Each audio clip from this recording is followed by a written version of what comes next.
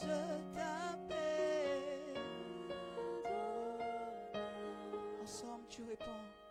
Tu réponds quand je t'appelle. Adonai, tu réponds quand je t'appelle. Tu dis, tous ceux qui écoutent la prière, tous les hommes viendront à toi. Oh, tu réponds quand je t'appelle. C'est pourquoi je veux continuer à t'appeler, car tu réponds quand je t'appelle.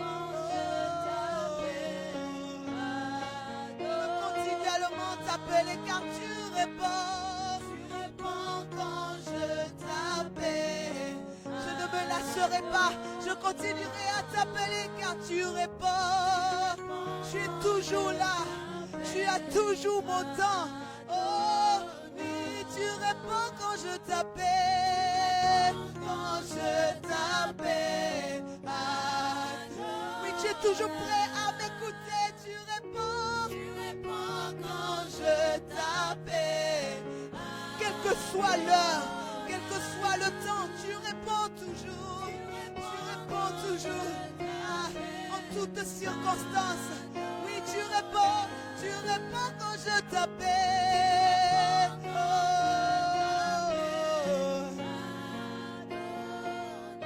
Tu réponds quand je t'appelle.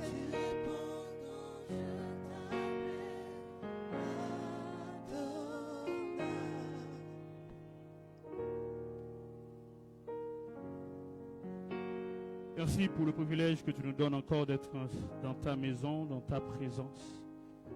C'est vraiment une joie pour nous de nous retrouver.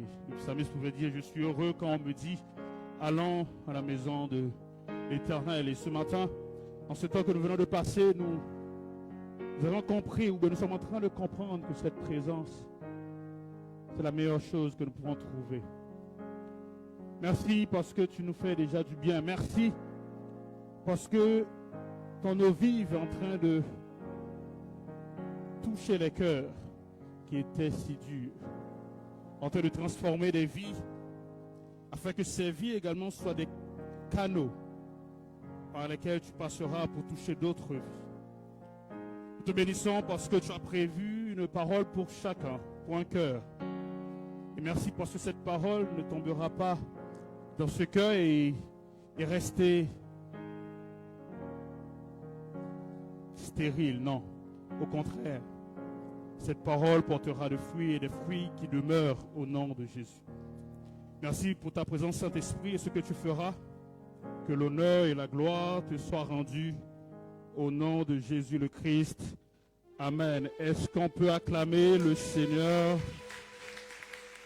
Est-ce que tu peux acclamer plus fort notre Dieu, le Créateur de toutes choses? Alléluia. Bien-aimés dans le Seigneur, shalom. La sœur Raïssa l'a dit tout à l'heure, shalom signifie la paix de Dieu. Non pas la paix de quelqu'un, mais la paix de celui qui est au-dessus de tout. Amen. Je suis très heureux de vous revoir ce dimanche spécial. Elle l'a dit, chaque dimanche est particulier. Et ce dimanche, il est particulier pour vous et pour moi ce matin. Amen. Car depuis vendredi, le vendredi de la semaine dernière, je crois, nous étions avec les frères de Tétouan-Martil, aussi avec le patriarche, pour la retraite des ouvriers. Donc, Tétouan-Martil, c'est la paroisse fille de Tangier. Donc, nous étions et nous bénissons le Seigneur pour tout ce qu'il a eu à faire à cette paroisse, dans cette paroisse. Merci à la sœur Raïssa pour ces moments. Que le Seigneur te bénisse abondamment. Avant de nous lever, de lire le texte de base, le texte qui va nous conduire ce matin, il y a de cela quelques mois, Papa Fabrice, alors qu'il était à la prédication, coïncidence, ses beaux-parents étaient là. Donc ses beaux-parents étaient dans l'assemblée pour écouter la prédication. Hein? Le patriarche également a vécu cela. Sa belle-mère était là pour vivre ce temps. Et ce matin, je suis heureux d'avoir mes beaux-parents également. Alléluia. Je suis heureux d'avoir Pépé et Mémène Kossi ici, qui sont dans l'assemblée, pour également écouter la parole de Dieu. Je prie que prochainement ce sera votre tour. Amen. Ah, j'entends pas. Amen. La grâce coule, le panier circule encore. Alléluia. Disposons nos cœurs pour la parole de Dieu. Je nous invite à nous lever. Nous allons lire notre texte. Marc chapitre 2, les versets 1 à 5. C'est ce texte qui va nous conduire tout au long de ces moments. Je nous invite, comme à l'accoutumée, d'être attentifs aux mots, à différentes actions, car ces différents mots, ces différents points vont nous aider. Marc chapitre 2, versets 1 à 5, je lis, peut-être le multimédia. Bon, ouvrez vos Bibles. Hein. Voilà, pour lire, je lirai dans la version Louis II, pour ceux qui n'ont pas de Bible. Écoutez, Marc chapitre 2, les versets 1 à 5. Je préfère m'arrêter au verset 5. Quelques jours après, Jésus revint à Capernaum. On apprit qu'il était à la maison. Et il s'assembla un si grand nombre de personnes que l'espace ne pouvait plus les contenir. Il leur annonçait la parole. Des gens vinrent à lui, amenant un homme paralytique, porté par 4 hommes. Comme ils ne pouvaient l'aborder à cause de la foule, ils découvrirent le toit de la maison où il était donc, où Jésus était. Et ils descendirent par cette ouverture le lit sur lequel le paralytique était couché. Verset 5.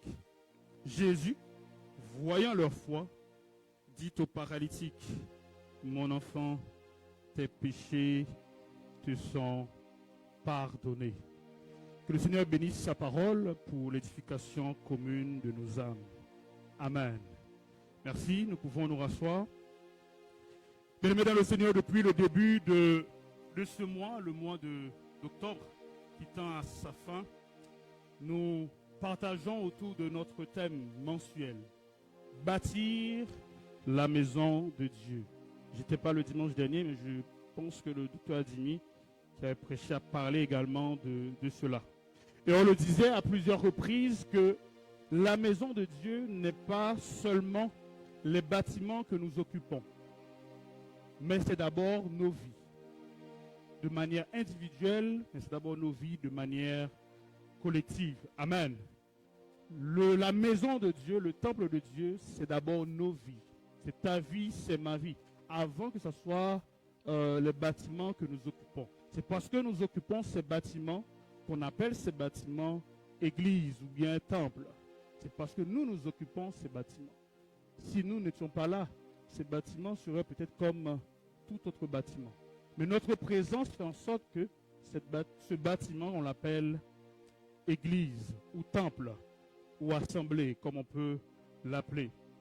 En ce midi, je nous invite à zoomer sur l'aspect individuel de cette maison-là, c'est-à-dire vous et moi, toi et moi. D'où le thème de cette prédication. Tu as un instrument, lève-toi et agis. Amen. Tu as un instrument, lève-toi et agis. Vous connaissez mon habitude, je ne vais pas changer pour le moment. Est-ce que tu peux le dire à ton voisin de gauche et de droite? Tu as un instrument, lève-toi et agis. Voilà, il y a des nouveaux, comme ils n'ont pas encore compris, tu leur dis encore, tu as un instrument, lève-toi et agis.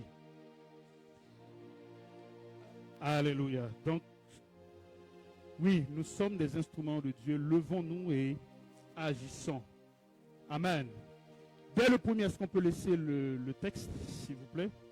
Dès le premier verset de ce chapitre, l'auteur place déjà le décor. Il dit, Jésus est dans une maison. Et comme d'habitude, Jésus est toujours entouré. Jésus est entouré de ses disciples. Il est entouré des pharisiens, sadducéens et autres. Il est entouré également des curieux, des gens qui viennent pour voir tout simplement. Il est aussi entouré des personnes qui viennent juste pour chercher du pain à manger. Jésus va dire, mais vous me cherchez, vous me suivez parce que vous avez faim. Parce que je vous ai donné à manger. Mais il est aussi entouré des assoiffés, de ceux qui ont besoin d'une transformation, d'une guérison. Il est entouré de celui-là qui a besoin de la délivrance. Les versets 32 et 34 du premier chapitre vont nous dire que on amenait, au premier chapitre de Marc, on amenait vers Jésus tous les malades, toutes sortes de malades, et Jésus les guérissait. Alléluia. Jésus guérissait tous les malades. Donc il y avait ceux qui étaient là, qui étaient fatigués. Et dans ce contexte-là, que nous sommes en train de parler de ce thème, lève-toi, tu es un instrument. Lève-toi et agis. Alors qu'il est là, il est dans cette maison.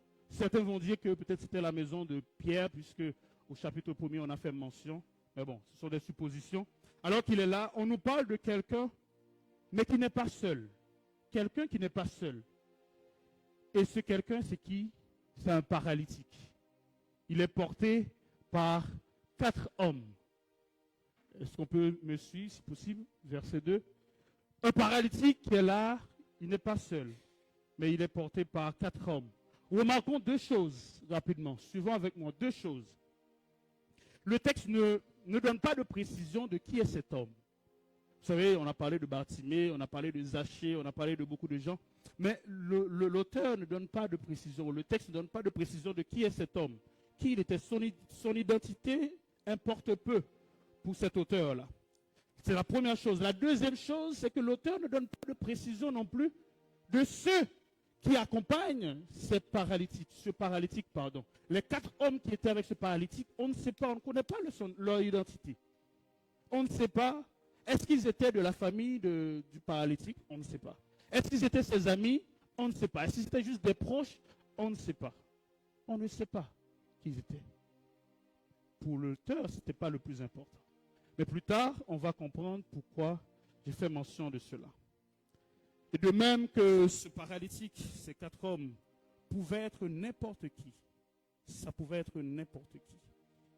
On nous dit tout simplement que l'homme, ce paralytique, il est non seulement paralysé, c'est la première chose, et la deuxième chose, il est alité. Donc c'est quelqu'un, vous pouvez avoir une paralysie, mais vous marchez quand même, vous voyez un peu, non? Vous pouvez peut-être avoir, peut-être certains qui ont fait AVC ou autre, vous pouvez avoir un handicap quelconque, ça peut arriver, mais vous continuez à fonctionner. Mais lui, non seulement il est paralysé, mais il est couché, il est alité, donc il ne pouvait rien faire. On dit qu'il est alité. Et c'est qui maintenant un paralytique? Quelqu'un est en train de dire, mais pasteur, pourquoi vous me demandez c'est qui un paralytique?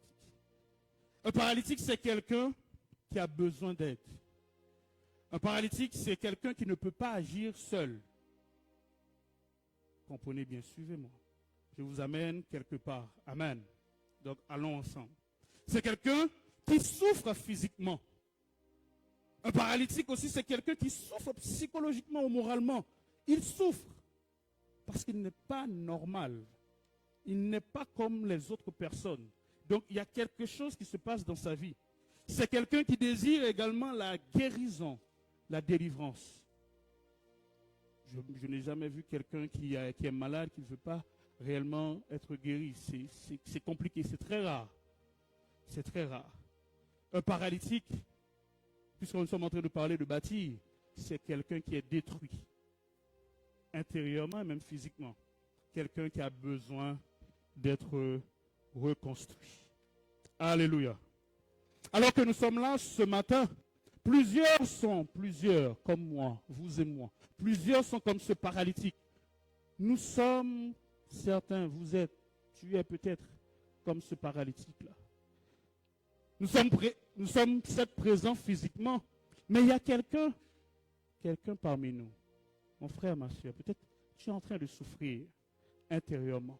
Tu souffres en toi-même. Tu as envie, vous savez, parfois tu souffres à l'intérieur, tu souffres, mais tu as envie de crier, mais il y a les gens là, tu ne peux pas crier. Mais au fond de toi, ça crie. La souffrance est énorme. Quelqu'un qui est là, peut-être toi et moi, comme l'a dit la sœur Raïssa, qui fait de faux semblants. On vient ici, on sourit, mais rien. alors qu'à l'intérieur de nous, nous sommes paralysés. Il y a quelqu'un qui peut-être ne cesse de pleurer chaque nuit ou à chaque instant parce que c'est dur. C'est très, très, très dur. Peut-être tu as envie d'abandonner. Oui, d'abandonner dans tous les sens du terme. Dans tous les sens du terme. À cause du désespoir. Une fois, mon épouse m'a fait remarquer cela. Elle m'a dit, tu sais, il y a des gens, ce n'est pas parce que la personne ne veut pas, ou il y a des gens qui ne veulent pas prier. Non. Ce n'est pas parce que quelqu'un ne veut pas prier, ou quelqu'un ne veut pas adorer le Seigneur pendant qu'il est à l'église, ou pendant qu'ils sont à l'église, non. Mais c'est parce que c'est tellement dur. Le cœur est congelé. La souffrance est énorme. Nous adorons, mais lui ou elle nous regarde. Elle demande, mais comment ils arrivent à faire ça? Comment ils arrivent à faire ça? Oui, ces choses-là dérangent. La tristesse est tellement profonde, la douleur et la souffrance sont atroces. Ils deviennent insensibles. Ils sont juste là et attendent un secours. Ce matin, mon frère, ma soeur, dans cette période de bâtir, le Seigneur te dit, nous dit Église de Tanger, que nous sommes des instruments. Levons-nous et agissons. Car Dieu est là. Amen. Dieu est là. Alléluia. Ces 4 hommes n'avaient pas d'identité précise, comme je le disais, mais ils ont réalisé l'impensable. Ils ont réalisé, peut-être, on va dire, l'impossible. Ces 4 hommes. Et nous sommes ces 4 hommes. Alléluia. Nous sommes ces 4 hommes. Voyons cela ensemble, le verset 4. Alors il dit, comme ils ne pouvaient pas, vous voyez, ces hommes-là, je disais, ils ne sont pas, on ne sait pas, ils ne sont pas de la famille peut-être sont pas de la famille du paralytique. Ils ne sont pas peut-être de ses amis. Mais ils ont vu que ce paralytique avait besoin de la guérison, besoin d'une restauration. Ils arrivent, Jésus est là, ils arrivent. Mais quand ils arrivent, ils voient que tout est bouché, tout est barricadé. Donc les gens étaient là. Il y a plusieurs couches. Donc il y a les disciples qui étaient, il y a les pharisiens, il y a le peuple, il y a toutes ces personnes. Donc ils ne peuvent pas atteindre Jésus. Mais l'action, voilà. La seule option était, je pense, d'attendre le moment que Jésus allait sortir. La seule option était peut-être de voir, ok, on va voir maintenant, est-ce que Jésus va finir à quelle heure? Comme ça, s'il sort, je vais lui demander, Seigneur, fais quelque chose pour cet homme-là. Mais non, ces 4 hommes n'ont pas pensé à ça. Ils se sont dit non, ok, ce qu'on va faire, ils découvrirent le toit de la maison. Ces 4 hommes ont décidé, pour ce paralytique, découvrir le toit de la maison. C'est-à-dire, pour découvrir le toit, il faut d'abord commencer à monter sur le toit. Donc, tu montes sur une maison qui n'est pas pour toi. C'est quand même osé, n'est-ce pas? Au pays, peut-être ici, ça va, mais au pays, ici, on voit quelqu'un sur le toit de notre maison. On connaît leur nom, non? Donc, c'est une pierre qui va... Ça va... Donc, ils montent sur le toit, ils découvrirent le toit de la maison là où Jésus était. Ah, peut-être ce toit-là était peut-être fait en terre battue, comme dans les villages, comme c'était à l'époque des Palestiniens, donc les maisons palestiniennes à l'époque. Peut-être c'était fait en terre battue, mais ce n'est pas une raison de monter sur le toit de quelqu'un et creuser. Ce n'est pas possible, quoi. Donc, ils sont montés. Mais il y avait quelque chose qui les animait. Ils voulaient voir la guérison de cet homme. Alléluia. La deuxième chose, ils ne pouvaient pas l'aborder à cause de la foule. Ils découvrirent le toit de la maison où il était et ils descendirent par cette ouverture. Donc ça veut dire qu'ils sont montés sur le toit. Ils n'écrivent pas Jésus, Jésus, mais ils ont commencé à prendre, je ne sais pas s'ils ont utilisé, pour créer une ouverture de la maison de quelqu'un. Pourquoi? Parce que cet homme-là avait besoin. Et Jésus, verset 5, Jésus, voyant leur foi, Jésus était touché par ce geste. Il va dire, tes péchés te sont pardonnés. Au verset 11, après il y aura controverse avec les pharisiens. Mais après il va dire, lève-toi, prends ton lit et marche. Alléluia. Frères et sœurs, ces hommes étaient animés, ces 4 hommes étaient animés d'une compassion énorme. Ces hommes étaient animés d'un amour, d'un désir de voir cet homme qui, comme je le disais, n'était pas peut-être de leur famille ou secte d'amis, mais être guéri par Jésus. Ils ont compris qu'il y a une urgence. Ils ont compris que non, on ne peut pas le laisser. Si on le laisse, il risque de mourir. Alors que la guérison est juste à côté là. Alors que tout ce que nous devons faire, c'est nous donner pour cet homme. Il y avait là une urgence et qu'il devait tout faire pour l'aider. La question ce matin, alors que nous sommes dans le bâti, vous commencez à comprendre. Avons-nous cette même compassion? Mon frère, ma soeur, as-tu cette même compassion? As-tu ce même amour? Avons-nous ce même amour? Voulons-nous réellement voir cette église de Tanger changer? Est-ce que réellement tu veux le voir? Est-ce que réellement nous voulons voir cette église changer? Alléluia. Est-ce que nous voulons voir la jeunesse en feu? Voulons-nous voir réellement la jeunesse en feu? Voulons-nous voir également cette commission dans laquelle on est, où on voit être plus efficace? Mon frère, ma soeur, veux-tu voir ce frère qui est à côté de toi, cette soeur qui est à côté de toi, ait un beau sourire, un sourire vrai? Question. Est-ce que nous voulons voir vraiment de vrais sourires? Pas des gens qui viennent, qui disent bonjour, et à la fin, est-ce que nous voulons voir cela? Alors que nous sommes dans le bâti, est-ce que tu veux le voir?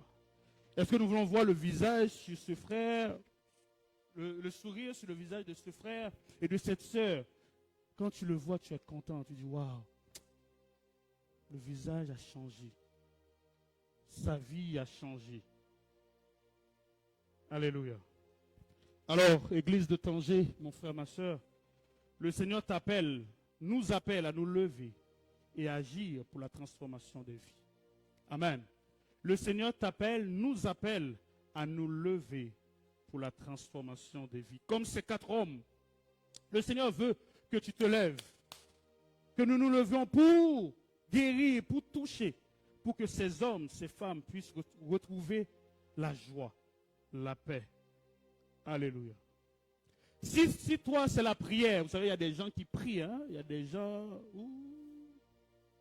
vous dites, matana prière, on monte en prière, on monte. Il dit, si toi vraiment c'est la prière, c'est ton point fort, prie. Ce matin, le Seigneur nous invite à prier jusqu'à l'exaucement. Alléluia.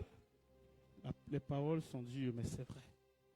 Alors que nous sommes dans le bâti, les choses ne vont pas changer comme ça. Le Seigneur ne va pas venir. Non, c'est à nous de le faire. Comme ces hommes.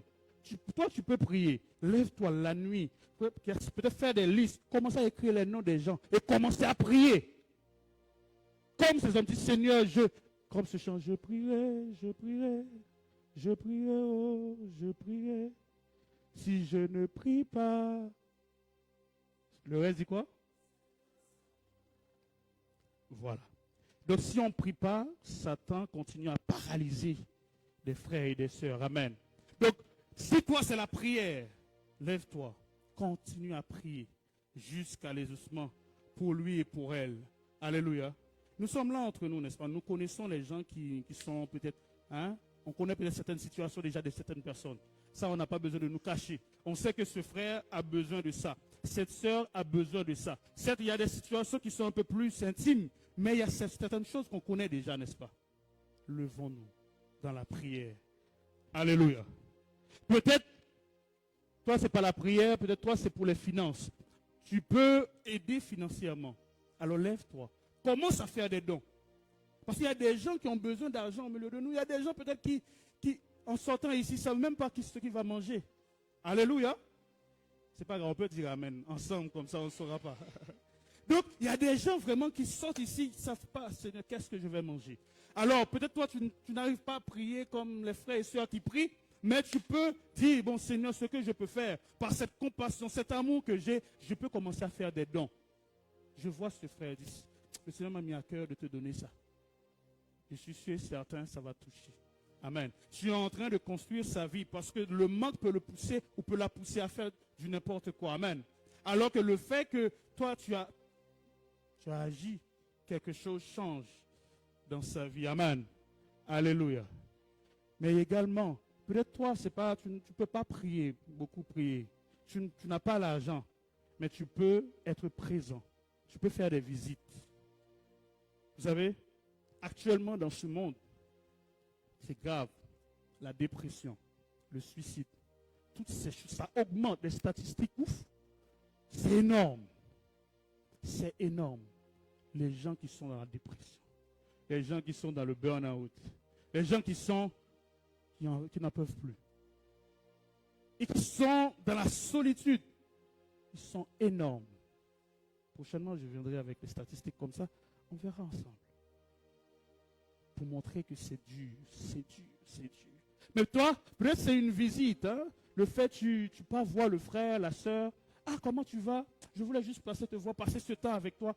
Je suis sûr que ça va le faire du bien. Au moment où il va faire quelque chose de bizarre, mais il a reçu, il dit, bon, la soeur Raïssa va passer, la soeur Julie va passer. Ok, je prépare la maison. Et cette compagnie fera du bien. Alléluia. La compassion. Comme ces hommes-là ont fait cela pour le Seigneur. Amen. Deux choses m'ont marqué particulièrement cette semaine. Hein, deux choses. Il y en a beaucoup, hein, il y a deux choses. La première chose, c'est que j'ai reçu un message vocal durant la semaine, au début de la semaine, d'une personne qui me dit, Pasteur, comment vous allez? Comment a débuté votre journée? Je voulais juste vous saluer et prendre de vos nouvelles. Point. Bon, pas point. C'est comme c'est notre vocal, donc il n'y a pas de point. Vous savez, j'étais abasourdi. J'étais là. Parce que vous savez que quand on reçoit, c'est pasteur, on a besoin de ça, pasteur ceci, pasteur. Mais c'est une réalité, n'est-ce pas? Mais quelqu'un a pris le temps. Moi, je m'attendais, hein, je prends mon audio. Je parle pas de ceux qui sont proches, parce que les proches demandent toujours. Mais je parle du public. Et là, j'étais là et dit, waouh. Donc, il n'y a pas de suite. J'attends la suite du message. Je pensais qu'il va envoyer un autre message pour dire, bon, pasteur, bon, après, je pense, non, il n'y a pas de suite. Jusqu'à maintenant, il n'y en a pas. J'espère qu'il ne va pas envoyer. Hein. Donc, il n'y a pas de suite. Et là, j'étais là, j'ai dit, Seigneur, waouh, ça m'a fait du bien. Ça m'a fait énormément du bien. Amen. Et la deuxième, c'est une autre personne également, puisque j'étais en déplacement depuis plusieurs jours. Et la personne m'a dit, pasteur, ça faisait longtemps, hein, avec un sourire. Je peux ressentir la joie de me revoir. Sincèrement, ça m'a touché. Alléluia. Oh, je ne sais pas si vous avez déjà vécu ça. C'est beau. J'étais là, je dis, waouh. Le sourire, la façon, je dis, ah, c'est comme si vous m'avez manqué. Je dis, ah, vraiment. Bien-aimés dans le Seigneur, vous ne pouvez pas savoir comment ça fait du bien à quelqu'un quand il reçoit ces genres de messages, ces genres d'appels. Vous ne pouvez pas savoir. Peut-être vous ne pouvez pas prier, vous ne pouvez pas donner l'argent, vous ne pouvez pas faire des visites, mais vous pouvez envoyer un message. Un petit message seulement peut faire du bien à quelqu'un. Alléluia. Un petit message seulement. Mon frère, bonjour. Que le Seigneur te bénisse. Bénisse ta journée. Ça change tout. Alléluia. Le Seigneur nous invite à faire cela. Des choses qui viennent réellement du cœur. Oui. Comme ces hommes-là. Peut-être qu'ils ne pouvaient pas faire autre chose. Ils ne pouvaient pas donner de l'argent. Mais ils ont dit, ce que nous on a, c'est de faire de notre mieux pour que cet homme-là puisse rencontrer Jésus. Amen. Alors qu'est-ce que tu as? Qu'est-ce que tu peux faire pour que quelqu'un puisse être touché par le Seigneur Jésus? Qu'est-ce que tu peux faire pour que quelqu'un puisse être restauré? Tu as cet instrument-là. Nous sommes ces instruments-là. Alors levons-nous et agissons. Amen. Église, nombreux nous sommes ce matin. Nous vous invitons également, alors que nous sommes dans ce bâti, à prendre ce temps dans la prière. Le vendredi prochain, on aura la mini-veillée de prière. C'est également un moment autour de ce thème bâtir par la prière. Ce sera un moment où nous allons prier. Un moment où on va bâtir nos vies par la prière. Amen. Un moment où chacun de nous va dire, Seigneur, non, non, non.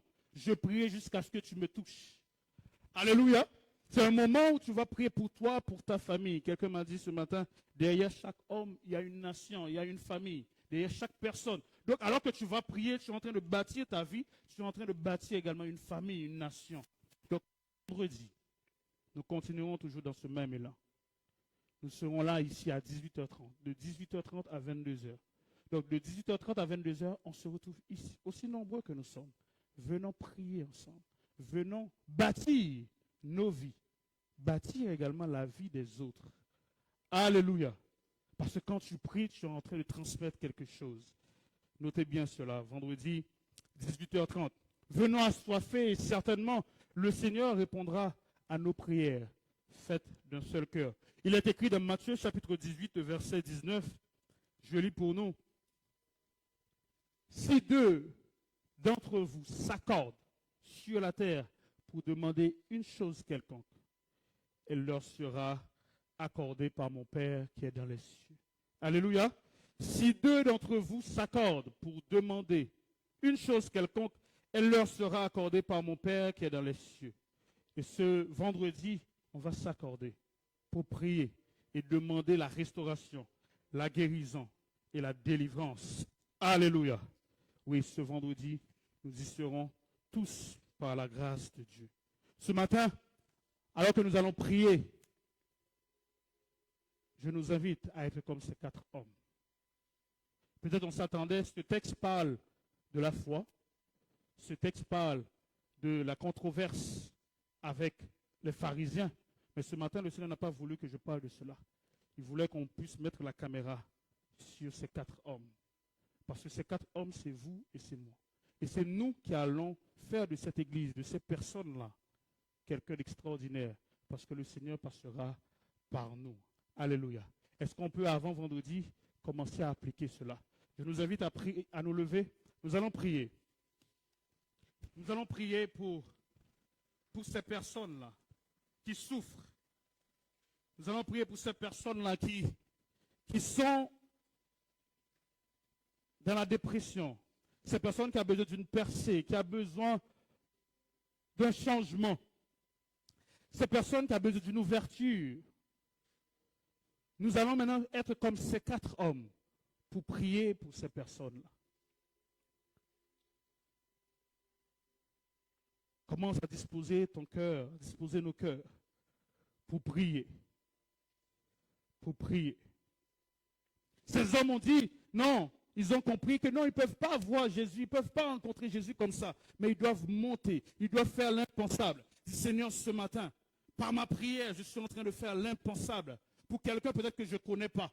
Celui qui est à gauche, à droite, que tu ne connais pas. Mais tu es en train de prier pour lui. Tu seras en train de prier pour elle. Alléluia. Est-ce que tu peux élever la voix maintenant? Tu prends la position, on ne s'assoit pas, mais tu prends peut-être d'autres positions si tu veux, ou bien on reste debout. Commence à prier, commence à élever la voix. Pense à ce frère, cette soeur, cette tante, ce cousin, cette commission qui traverse des moments difficiles, cette personne que tu connais, avec qui tu passes du temps, mais tu sais que non, ça ne va pas dans sa vie. Dis Seigneur, ce matin, je prie pour lui, je prie pour elle, je prie que sa situation change. Dis Seigneur, je ne veux pas qu'il reste paralysé, je ne veux pas que l'ennemi prenne le dessus de lui, non. Il est paralysé, elle est paralysée intérieurement, spirituellement, socialement, financièrement. Sentimentalement, quelqu'un est peut-être paralysé. Ce matin, dit Seigneur, non, je refuse cela. J'apporte ce paralytique devant toi. J'apporte ce frère, cette soeur qui est paralysé sentimentalement, qui est paralysé socialement, qui est paralysé financièrement. J'apporte ce frère qui a besoin d'une percée. qui a besoin d'une guérison, d'une délivrance. Élevons nos voix et prions au nom de Jésus. Ce frère est peut-être à côté de toi. Cette soeur est peut-être à côté de toi. Non, ne te tais pas. Prends le temps et prie. Prie, prie, implore la grâce de Dieu. Fais l'impensable. Refuse cette pensée qui est en train de te dire, tu n'arrives pas à prier. Dis non, ce matin ou ce midi, je suis en train de prier pour mon frère, pour ma soeur, pour cette personne-là que je connais, que peut-être c'est la première fois ici à l'église. Mais je veux que sa vie change. Je veux que sa situation change. Alléluia. Élève ta voix, prie, prie, prie. Prie, dis Seigneur, non, non, non. On refuse les paralytiques ici. Les paralytiques de toutes les manières, on refuse cela. Non, on veut que les choses changent. On veut que la joie soit réelle. On veut que la paix soit réelle. On veut que le changement soit réel. Ah, il est là autour de toi, elle est là autour de toi en train de crier. Il n'arrive plus, elle n'arrive plus. Il veut entrer à la maison et entrer sous sa couverture parce que c'est dur. Mais ce matin, dis Seigneur, j'amène ce paralytique. J'amène celui-là vers toi. J'amène celle-là vers toi. Alors change la situation. Ah, prie mon frère, ma soeur, c'est le moment. Ce culte est différent. La sœur Aïssa l'a dit, il n'y aura pas un 20 octobre. Non, non, non, il n'y en aura pas un 20 octobre 2024. Non, on ne le croit pas. Mais on sait qu'aujourd'hui, c'est aujourd'hui. Le pain de ce jour, le Seigneur veut te le donner. Père, nous prions pour ces personnes-là. Ces personnes, ces frères, ces sœurs qui sont là, qui viennent, qui sourient, mais c'est faux. Qui viennent, qui font des fausses semblances, ce n'est pas de leur faute. Parce que la situation est énorme. La situation est dure. La souffrance, ils n'en peuvent plus. Nous sommes comme ces 4 hommes qui viennent et qui apportent ces personnes-là. Nous te prions d'agir. Nous te prions d'agir. Nous te prions d'agir puissamment au nom de Jésus. Oui, ils sont là, Père. Ils sont là, ils sont là. Ils ont toutes sortes de besoins, toutes formes de besoins. Mais ils crient à toi. Il y a ceux-mêmes qui n'arrivent plus à crier, qui n'arrivent plus à pleurer tellement ça les dépasse. Mais ce matin ou en ce midi, la situation change maintenant au nom de Jésus. Parce que nous, Église, nous levons pour changer les choses par la puissance de l'Esprit au nom de Jésus. Ah. Oui, il est là, il est là. Le Dieu qui guérit, il est là. Le Dieu qui pourvoit est là. Le Dieu qui transforme, qui délivre, il est là. Il suffit seulement d'amener les malades, d'amener tous ceux qui sont sous l'emprise de l'ennemi, afin que ce Dieu-là puisse faire quelque chose de jamais vu dans leur vie, au nom de Jésus. Au nom de Jésus. Oh Seigneur, écoute nos prières en faveur de ces frères, de ces sœurs. Écoute nos prières en faveur de ces familles. Écoute nos prières en faveur de ces jeunes filles, ce jeune homme. Écoute nos prières en faveur de ces familles. Écoute nos prières en faveur de ces étudiants. Écoute nos prières en faveur de tous ceux qui ont besoin d'une touchée particulière. Écoute nos prières, écoute nos prières. Écoute nos prières, Père. La Bible dit que tu écoutes nos prières. Tous les hommes viennent à toi. C'est pour cela que tous les hommes viennent à toi, car tu es ce Dieu qui écoute nos prières. Et ce matin ou en ce midi, nous croyons que tu es en train d'écouter nos prières. Ah.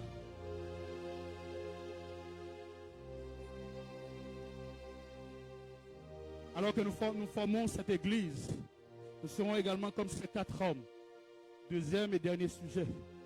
Nous allons prier que cette église également puisse être touchée par le Seigneur Jésus.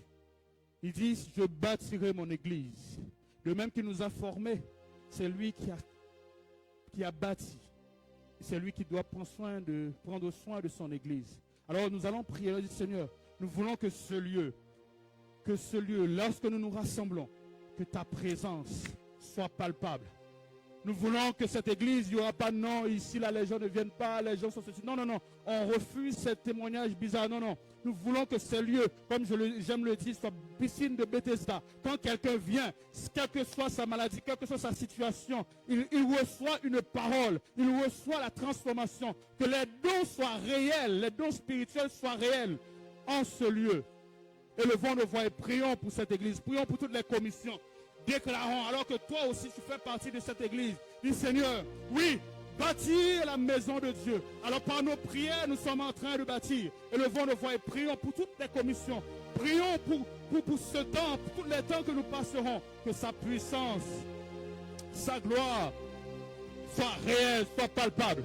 Qu'on puisse dire ici, c'est Bethel, la maison de Dieu, là où le Seigneur monte et descend, là où ses anges montent et descendent, là où il apporte la provision.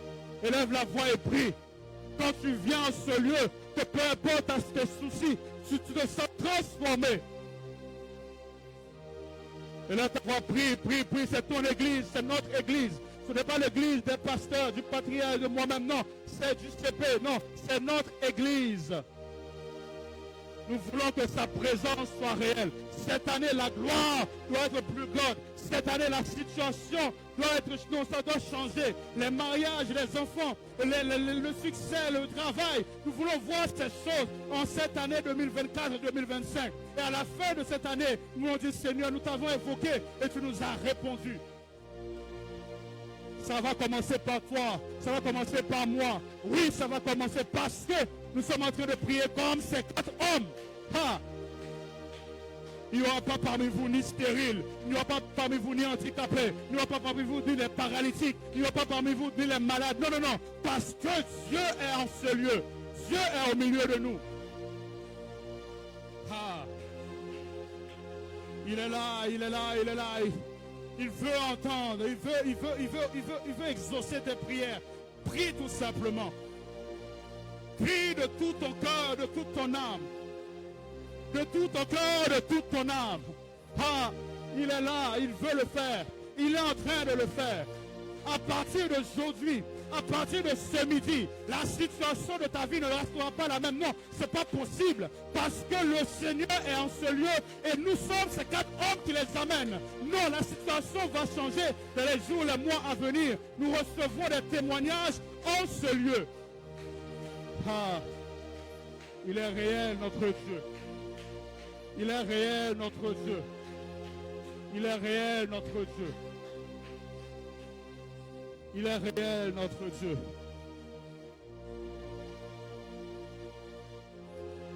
Ah. Ah. Oh là. Jésus, Jésus, Jésus. Saint-Esprit, tu changes les choses. Tu changes le nom de quelqu'un. Alors qu'on appelait peut-être échec, tu changes son nom. Alors qu'on appelait peut-être non, toi, stérile, tu changes son nom. Alors qu'on appelait peut-être toi, non, tu ne vas jamais trouver un boulot.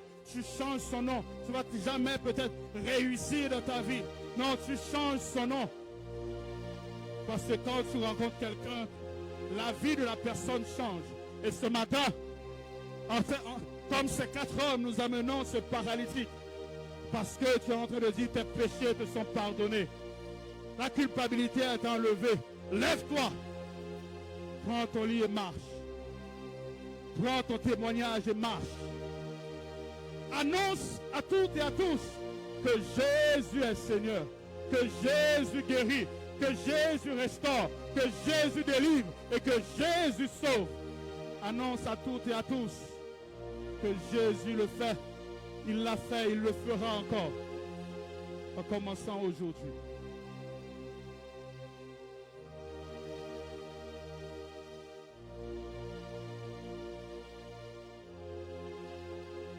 Alléluia. Alléluia.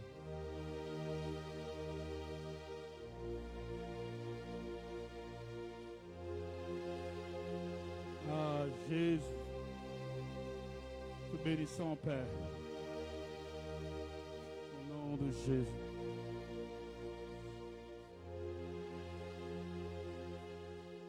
En 2 minutes, il fera juste ce chant. Puissant Sauveur, Yeshua. mon libérateur, ma vie t'appartient. On fera ça juste en 2 minutes, ce chant comme une déclaration. Est-ce que les instrumentistes peuvent nous aider? Puissant Sauveur, Yeshua.